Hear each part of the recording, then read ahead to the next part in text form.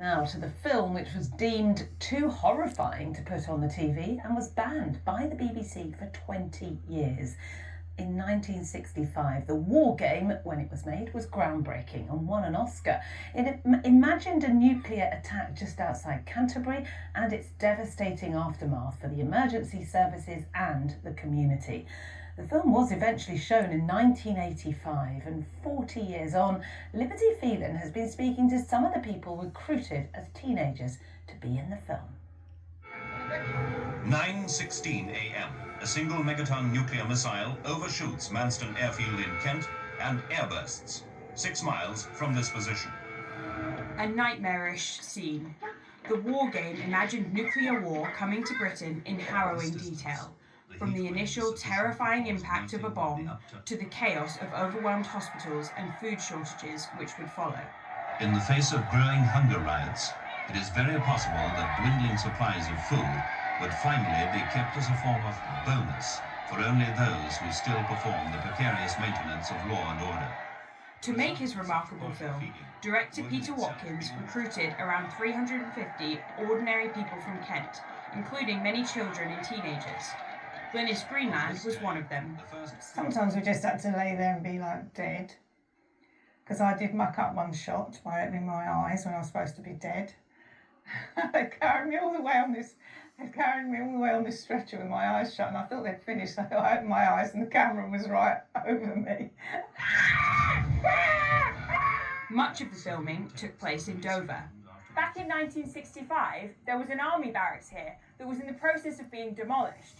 So, it was the perfect location for a bombed-out city. Phil Eden's late mother was in the film as a young woman. Right behind us over here, there was a gigantic fan that was set up in which was thrown bags of flour and bits of paper to simulate flying debris that was flying through the air. Mattresses were set up, and the director, Peter Watkins, told the extras to stand there, and when they were suddenly hit by the blast of air from the fans, to hurl themselves onto the mattresses. Mum also recalled that she also later on played a casualty. They had loads of people lying in a row, and some of them, the burns victims, actually had Rice Krispies glued to their faces and then sprayed a dark colour to simulate burn injuries. Phil managed to spot his mum Christine in the film here. Michael Banks says being in the film as a schoolboy in Dover influenced his later career. I would say on the first day, I approached it as any 17-year-old schoolboy would, as a chance to get your hands on weapons and so on. But by day 2, our attitude began to change because we realised the visceral nature of what was being filmed. I quickly realised I was in the presence of a genius. Peter Watkins was an innovator. It certainly influenced my decision to go into theatre. And strangely, we used to use a lot of pyrotechnics in our work as well. So that was a sort of echo back to the original War Game. Though it was commissioned by the BBC, they refused to broadcast it, saying it was too horrifying. As academic John Cook later uncovered, Prime Minister Harold Wilson's office pressured the corporation to suppress the film. It wasn't banned because it was regarded as too horrifying. That's what they put out to the public in terms of an official press statement.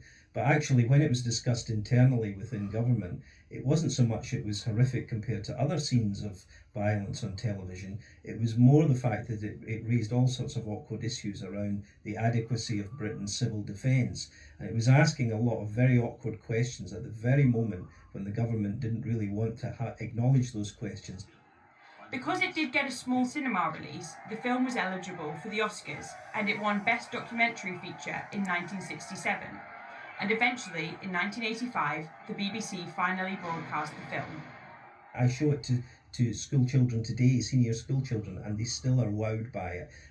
It's because I think its documentary style and that kind of gonzo style of shooting with handheld camera is very much the vocabulary of today.